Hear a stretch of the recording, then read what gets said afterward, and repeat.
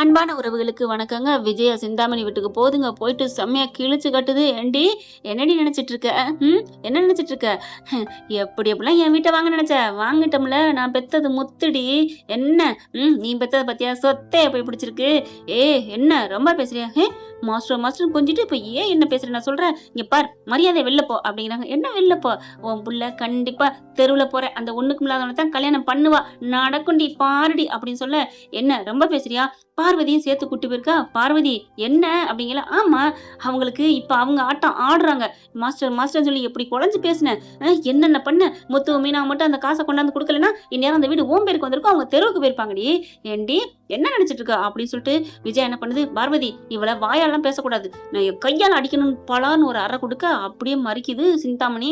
யாரப்பா தரையிற அப்படின்னு விஜயாவுக்கு ஒரு போடு போடுது. ஐயோ அம்மா அப்படின்னு 2 பேருக்கு போட இங்க பார்வதி என்ன பண்ணுது, கையை விடுங்க அப்படின்னு சொல்லிட்டு மறிக்கிறாங்க. இங்க பாரு விஜயா, விட்டுரு, திட்டிட்டு விடு வா அப்படின்னு சொல்லி கூப்பிடுறாங்களா.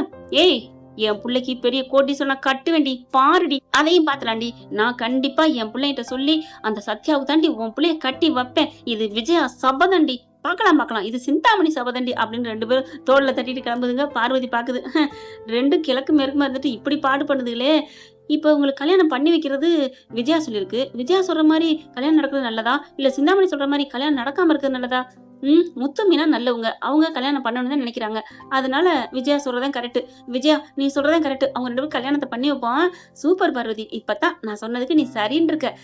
நீ சொன்னது சரிதான், ஆனா அதை கொஞ்சம் மட்டமா சொல்ற, அதுதான் கொஞ்சம் மட்டமா இருக்கு. அப்படிதான், அதெல்லாம் நீ கண்டுக்கப்படாது. முதல்ல ரேகா போய் பார்த்து பேசுறோம், சத்யாவை பிடிச்சி தாலி கட்ட வைக்கிறோம். ஐயோ என் தலைமையில கட்டினா எப்படி இருக்கும் அப்படின்னு நினைச்சு பார்க்க அப்படியே மாலை எடுத்து கொடுக்குறாங்க. விஜயா கல்யாணத்தை முடிக்கிறாங்க. சூப்பரா இருக்குல்ல, வா வா வா கிளம்பு அப்படின்னு முத்துக்கிட்டே மீனாக்கிட்டே சொல்றாங்க. கண்டிப்பா கல்யாணம் நடக்கும், ஆனா சிந்தாமணி ஆசீர்வாதத்தோட வாங்குவோம், கல்யாணம் பண்ணுவோம் அப்படிங்கிறாங்களா. இந்த ஜென்மத்துக்கு நடக்காது, அவ கோடீஸ்வர மாப்பிள்ளைய கல்யாணம் பண்ண போறாளாம் அப்படின்னு விஜயா சொல்ல முத்து மீனா பாக்குறாங்க. எங்க இப்ப என்னங்க பண்றது? சத்யாவை ரெடியா இருக்க சொல்லு, ரேகாவை வர சொல்லி தாலியை கட்டிடுவோம்.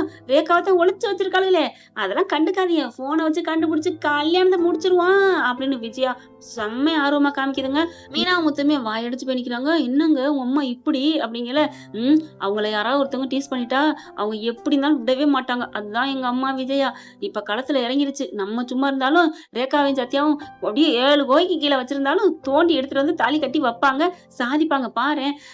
பரவாயில்ல, ஏதோ அவங்க பகைக்கு பண்ணாலும் சரி, எதுக்கு பண்ணாலும் சரி, நமக்கு வேலை மிச்சம், கொஞ்சம் அவங்களும் ஹெல்ப் பண்ணுவாங்க அப்படித்தானே அப்படின்னு மீனா சொல்ல, கரெக்டா சொல்லிட்டு இருக்கேன் பொண்டாட்டி அப்படின்னு கட்டி பிடிச்சிக்கிறாங்க.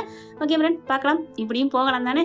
இந்த பதிவு உங்களுக்கு பிடிச்சிருந்துச்சுன்னா உங்க பொண்ணான கையால ஒரு லைக்கை போட்டு சப்ஸ்கிரைப் பண்ணி ஆதரவு கொடுங்க அன்பு உறவுகளே. Thank you friend. இந்த வீடியோ உங்களுக்கு பிடிச்சிருந்தா தயவு செய்து லைக் பண்ணுங்க. இன்னும் அப்டேட்ஸ்க்காக சேனலை சப்ஸ்கிரைப் பண்ண மறக்காதீங்க. நம்ம கிட்ட இருக்க எல்லா சேனல்ஸோட லேட்டஸ்ட் வீடியோ அப்டேட்ஸ்க்காக மேல ரைட் சைடுல காட்டுற லிங்கை கிளிக் பண்ணி வாட்ஸ்அப் குரூப்ல ஜாயின் பண்ணுங்க. உங்களிடம் விடைபெறுவது நான் உங்கள் மெஹர்.